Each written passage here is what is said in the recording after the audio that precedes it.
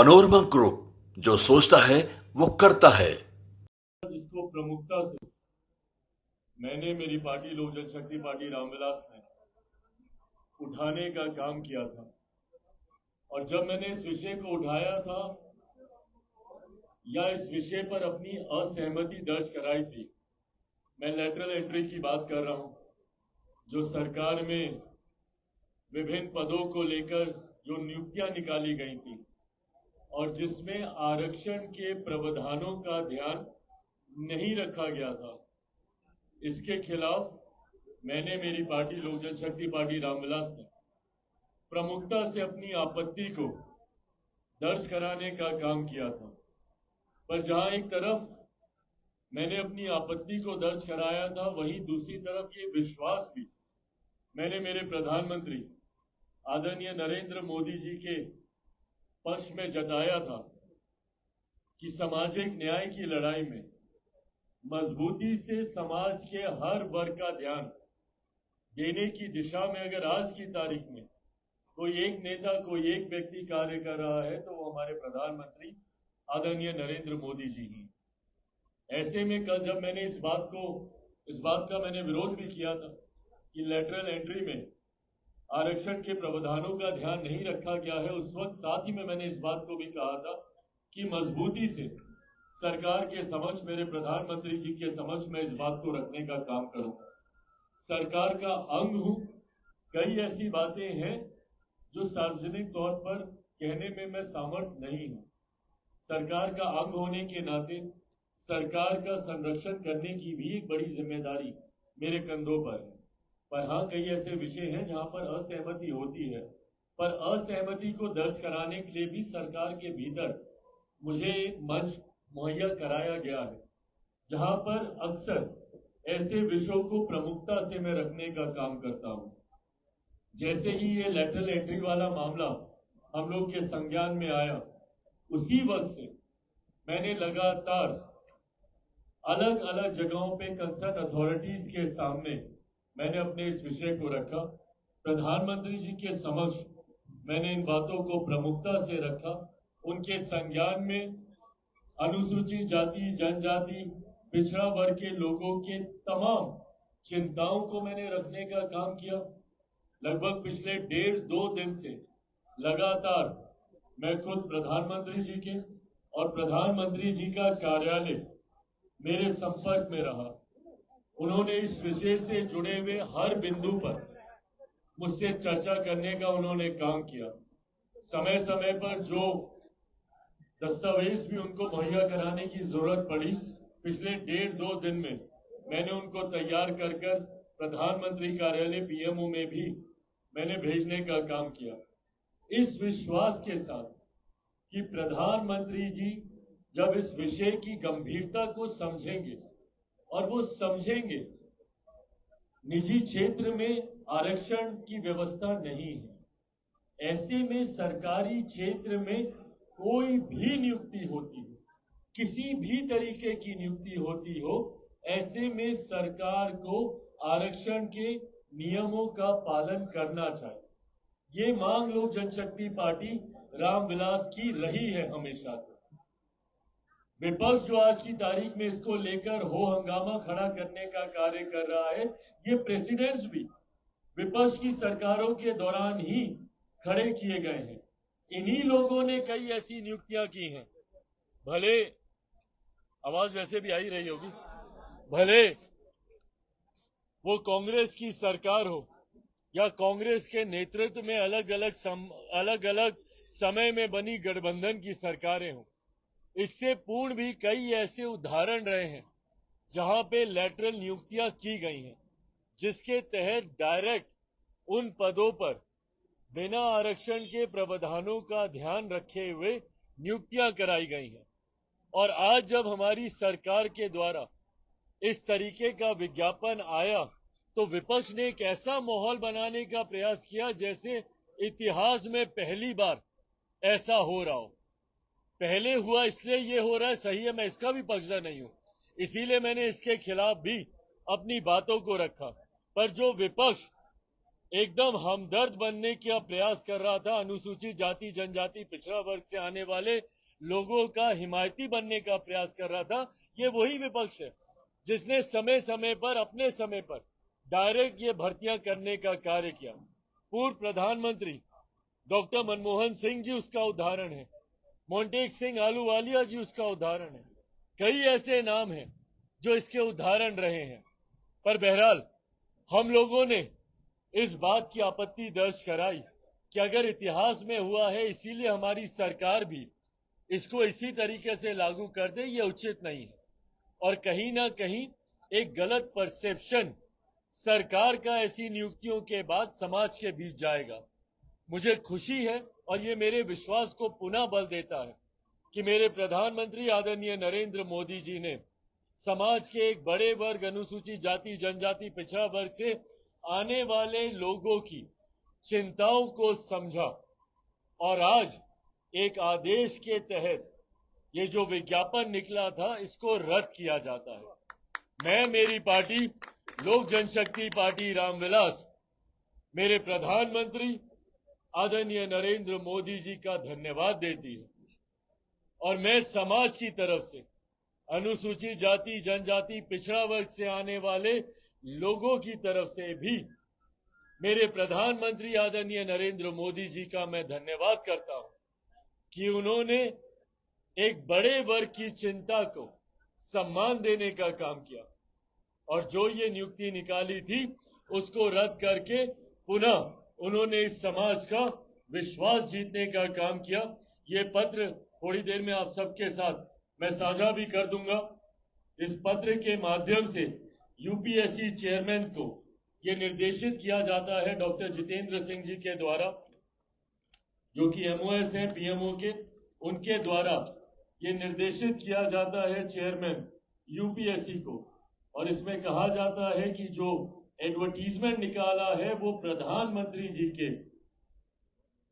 This aspect needs to be reviewed and reformed in the context of Honorable Prime Minister's focus on assuring social justice. Hence, I urge the UPSC to cancel the advertisement for the lateral entry recruitment issued on 17/8/2024. ये पुनः मेरे प्रधानमंत्री जी के संकल्प को दोहराता है, उनके समर्पण को दोहराता है। सामाजिक न्याय में जब मैं उनके ऊपर विश्वास कर आगे बढ़ने का काम करता हूं, उन्होंने इस विश्वास को पुनः दोहराने का काम किया, इसको मजबूती से स्थापित करने का काम किया और सरकार ने इस एडवर्टीजमेंट को, इस नियुक्ति को विड्रॉ कर इसको रद्द कर पुनः ये साबित किया है कि मेरी सरकार, मेरे प्रधानमंत्री आदरणीय नरेंद्र मोदी जी पूरी तरीके से समाज के गरीब वंचित शोषित वर्ग के लिए पूरी तरीके से समर्पित है। और अगर कहीं कोई इस तरीके का फैसला सरकार की तरफ से लिया जाता है जो मेरे प्रधानमंत्री जी के संज्ञान में आता है, उसको भी प्रधानमंत्री जी सुधारने के लिए मजबूत कदम उठाने की क्षमता रखते हैं। ये प्रधानमंत्री जी ने पुनः दर्शाया। कुछ दिनों पहले सुप्रीम कोर्ट का भी जो एक आदेश आया था, उसमें ऑब्जर्वेशंस में क्रीमी लेयर के प्रावधानों का जिक्र किया गया था अनुसूचित जाति को लेकर, शेड्यूल कास्ट को लेकर। उसमें यह कहा गया था कि क्रीमी लेयर के प्रावधान इसमें बनाए जाने चाहिए। मैंने भी उसमें आपत्ति दर्ज की थी, मेरी पार्टी ने भी अपनी आपत्ति दर्ज की थी, क्योंकि जब आप अनुसूचित जाति की बात करते हैं, ये वो जातियां हैं जिनको भारत के संविधान में शेड्यूल किया गया है शेड्यूल कास्ट के तौर पर, जिनका आधार छुआछूत रहा है। अनुसूचित जाति वर्ग से आने वाले लोगों का आधार कभी भी शैक्षणिक नहीं रहा है, आर्थिक नहीं रहा, वो सिर्फ और सिर्फ छुआछूत रहा है। ये वो जातियां हैं जिनको समय समय पर गांव से बाहर रखा जाता था, देखना पाप माना जाता था, छूना पाप माना जाता था। ये वो जातियां हैं जो छुआछूत का शिकार रही हैं। ऐसे में इन जातियों में क्रीमी लेयर के प्रावधानों की संभावना ही नहीं है, क्योंकि आज की तारीख में भी उदाहरण हम लोग के सामने है कि एक दलित युवक को घोड़ी पे चढ़ने से रोका जाता है, एक दलित परिवार को मंदिर में प्रवेश करने से रोका जाता है, और तो और हद तो तब हो जाती है जब हाल फिलहाल के दिनों में ही एक आईपीएस ऑफिसर सुरक्षा मांगता है अपनी बारात निकालने के लिए, तो आप कैसे इसमें क्रीमी लेयर बना सकते हैं? एक पूर्व मुख्यमंत्री रहते हुए जब मंदिर दर्शन के लिए जाते हैं तो उनके निकलने के बाद मंदिर को गंगा जल से धुलाया जाता है। आज की तारीख में भी ये भेदभाव के उदाहरण देखने को मिलते हैं, तो कैसे इसमें क्रीमी लेयर का प्रावधान हो सकता है? और इस बात को भी मैंने प्रमुखता से कैबिनेट मीटिंग में रखने का काम किया, और मुझे खुशी है कि प्रधानमंत्री जी ने भी तुरंत उसी कैबिनेट मीटिंग के बाद क्रीमी लेयर की जो संभावनाएं माननीय न्यायालय के द्वारा जताई गई थी, उस पर सरकार की तरफ से अपना रुख स्पष्ट करने का काम किया। समय समय पर मेरे प्रधानमंत्री जी के द्वारा उठाए गए ये कड़े फैसले दर्शाते हैं कि विपक्ष जो एक माहौल तैयार करने का प्रयास कर रहा है, और ये अभी से नहीं, एक लंबे समय से विपक्ष की पूरी राजनीति ही अब सीमित हो गई है इस बात पर आकर कि कैसे हमारी केंद्र की सरकार हमारे प्रधानमंत्री जी को सिर्फ आरक्षण संविधान के नाम पर घेरने का काम किया, जबकि समय समय पर हमेशा मेरे प्रधानमंत्री जी और मेरी सरकार ने अपनी प्राथमिकताओं को दर्शाने का काम किया, और वो समाज के इन्हीं वर्गों के प्रति है जो आज भी मुख्य धारा के साथ नहीं जुड़ पाए हैं। ऐसे में विपक्ष जो भ्रम फैलाने का काम करता, पूरा चुनाव इन्होंने इसी झूठ के सहारे लड़ने का काम किया।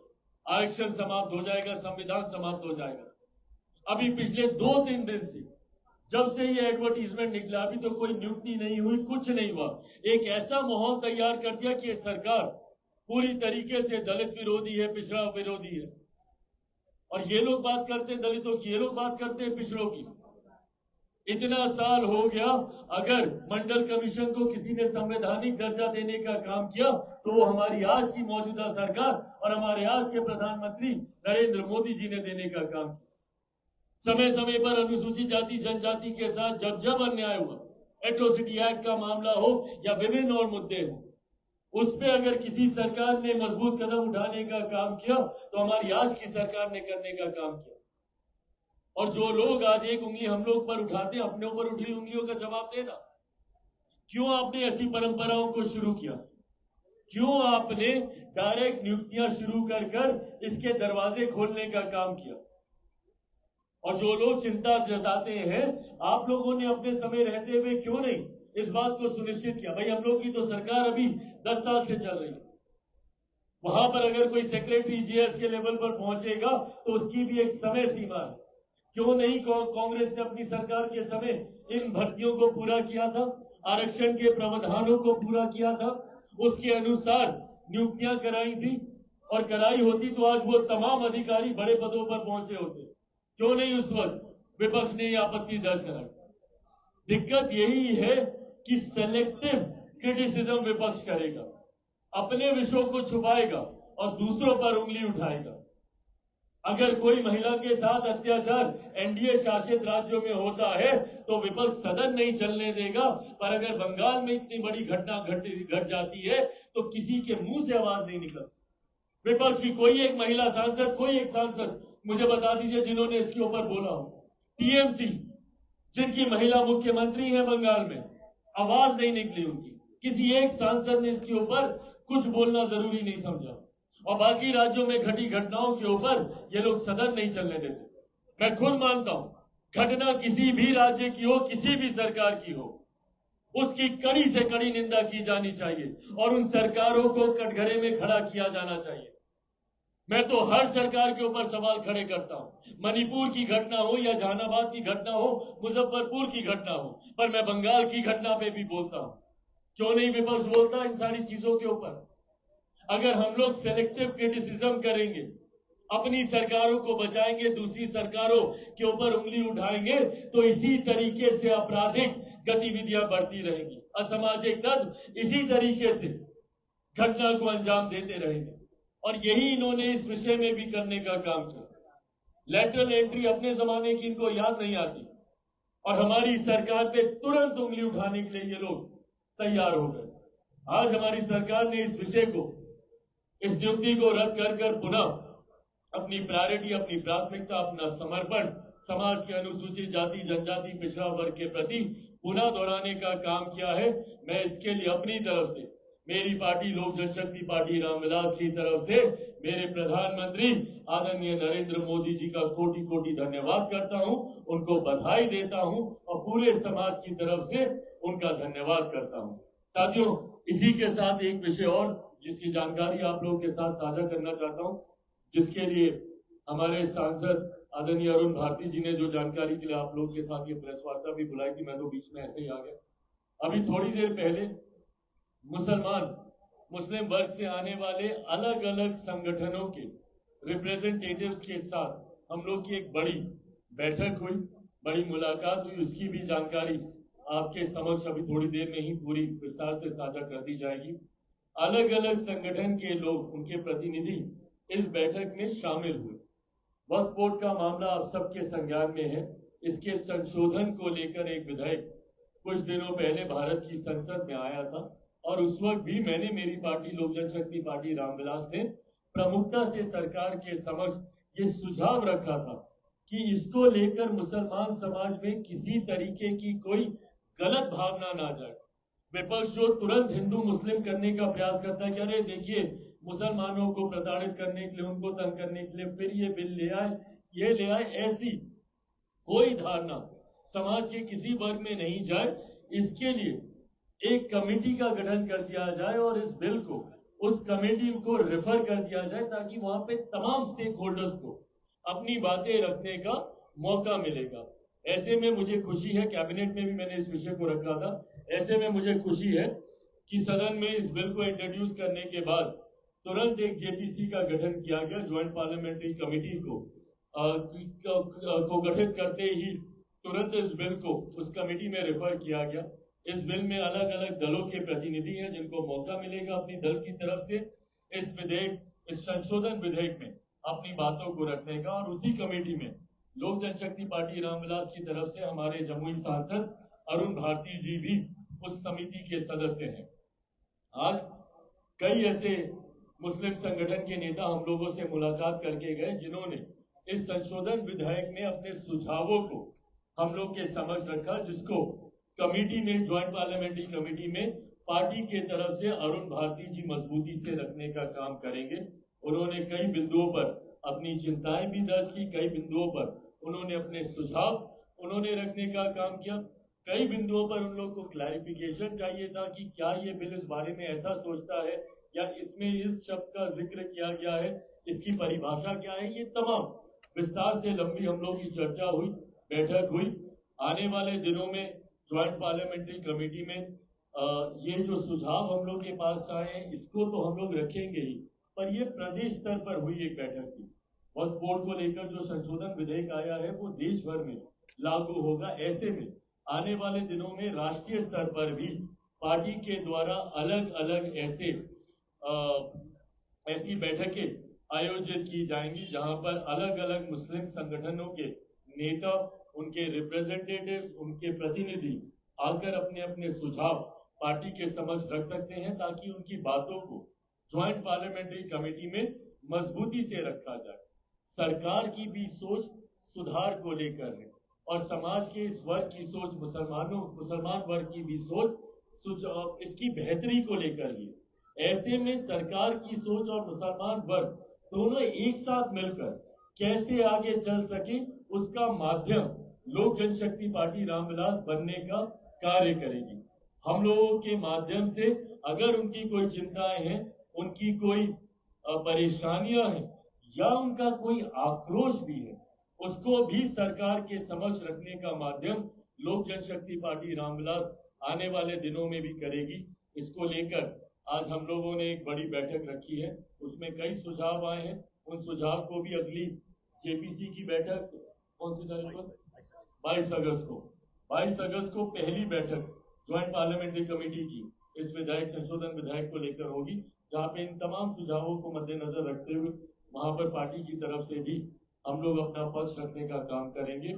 अंत में बस इतना ही कहूंगा कि समाज का कोई भी वर्ग हो, अनुसूचित जाति हो, अनुसूचित जनजाति हो, पिछड़ा वर्ग हो, अति पिछड़ा वर्ग हो, मुसलमान वर्ग हो, अल्पसंख्यक समाज से आने वाले किसी भी धर्म के लोग हो, मेरी मेरी सरकार और मेरे प्रधानमंत्री आदरणीय नरेंद्र मोदी जी जब सबका साथ, सबके विकास, सबके विश्वास की बात करते हैं तो सही मायनों में वो सबके सुझावों को साथ लेकर आगे बढ़ने का काम करते हैं।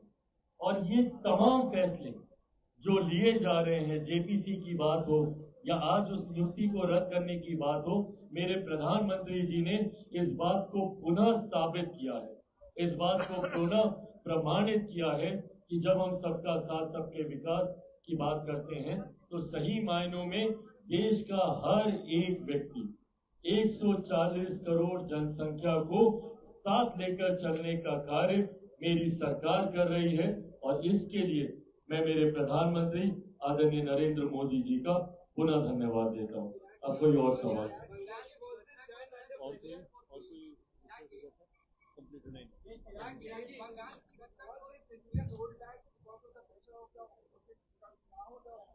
No, of course not. Why the pressure of the opposition?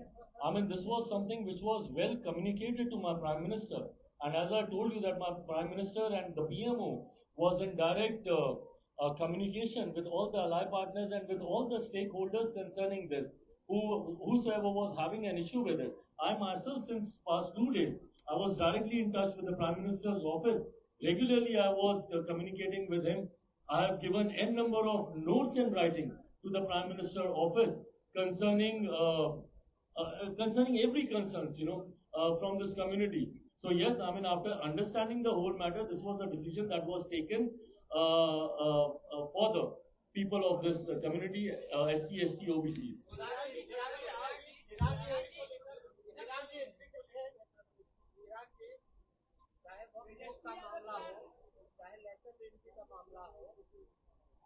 सरकार निर्णय ले लेती है, उसके बाद क्या ये निर्णय बीजेपी तरफा सहयोगी दलों को लेकर के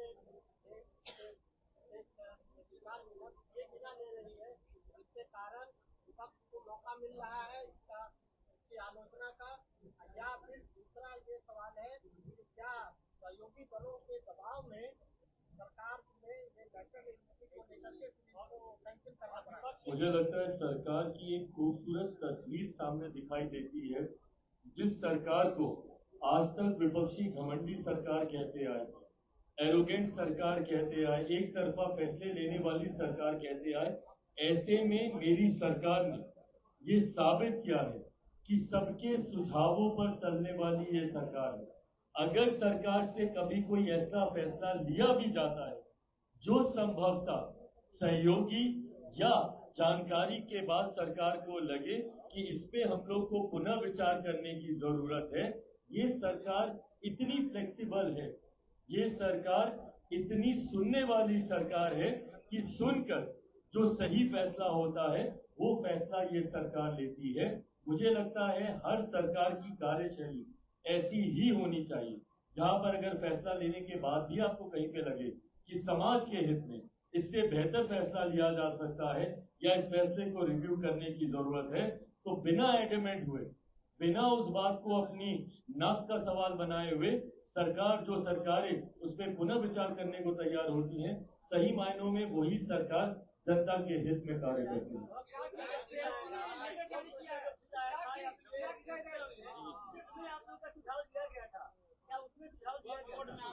वक्फ बोर्ड का जब ये आया था उस वक्त मेरी पार्टी ने प्रमुखता से इस बिल को टेबल करने से पहले ही इस बात का सुझाव सरकार के समक्ष रख दिया था कि इसको कमेटी में भेजा जाएगा, तो हम लोग को इसमें कोई आपत्ति नहीं है, क्योंकि उस वक्त जो हमारी चर्चा भी हुई थी तमाम स्टेक होल्डर से, सबकी मंशा यही थी कि इसको कमेटी में भेजना चाहिए ताकि इसको बेहतर, मजबूत और सशक्त बनाने के लिए तमाम सुझावों का आदान प्रदान हो।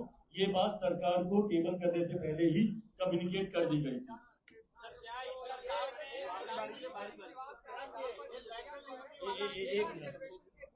हाँ,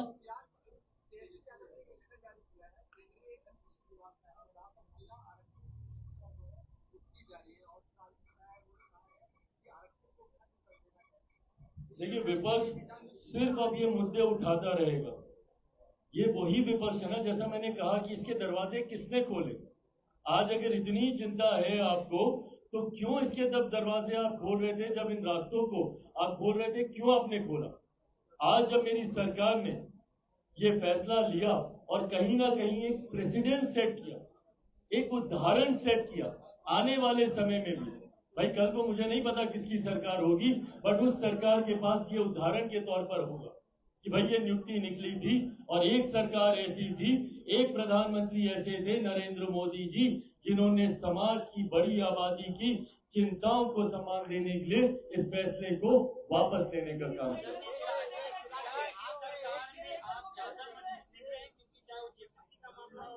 या वक्फ बोर्ड का मामला हो या अभी का मामला हो, जिस सरकार में आप ज्यादा मजबूत हैं, पहले की सरकार से भाई बात मजबूती की नहीं है, बात सही विषयों की है। जब मैंने, मेरे दल ने सही विषयों को सरकार के समक्ष रखा है, सरकार ने हमेशा उसका सम्मान किया है।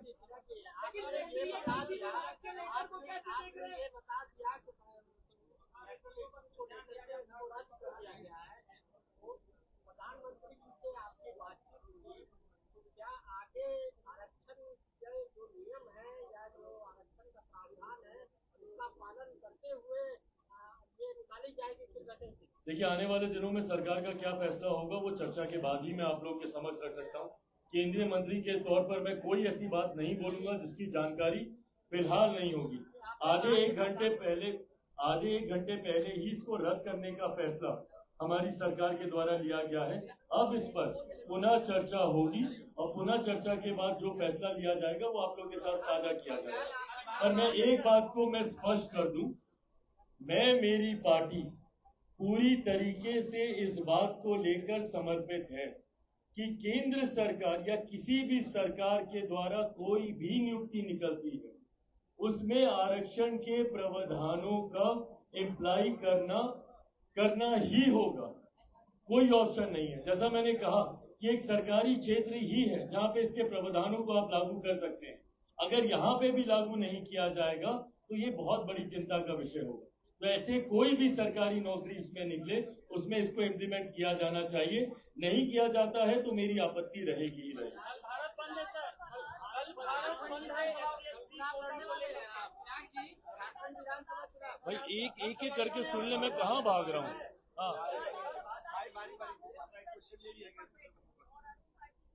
हाँ,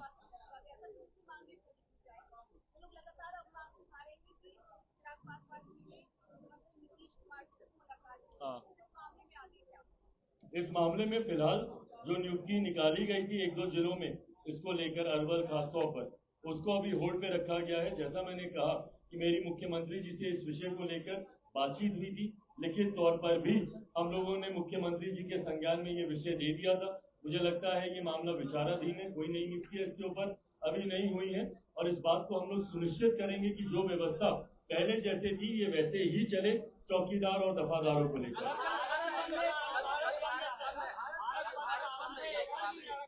नहीं, बिल्कुल कल भारत बंद है और मैं इस समाज से आने वाले लोगों की भावना के साथ अपने आप को भी हम लोग जोड़कर देखते हैं।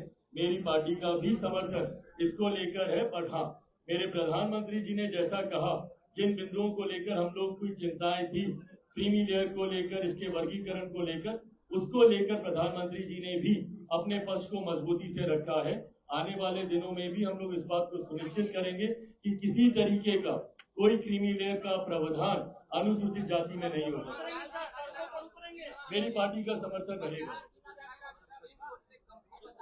हाँ, बंगाल की घटना को सुप्रीम कोर्ट ने गंभीर बताया है, नेशनल टास्क फोर्स को गठित करने की बात कही है। नहीं, बिल्कुल ये घटना गंभीर है और बहुत गंभीर है और मैं तो चाहता हूं कि जल्द से जल्द दोषियों को कड़ी से कड़ी सजा हो। ऐसे उदाहरण तय किए जाने चाहिए कि इसके बाद अगर ऐसी कोई आपराधिक सोच वाला व्यक्ति ऐसी घटना को अंजाम देने के बारे में सोचे भी तो भी उसकी रूह कांप उठे। ऐसे उदाहरण समाज में हम लोग को खड़े करने की जरूरत है।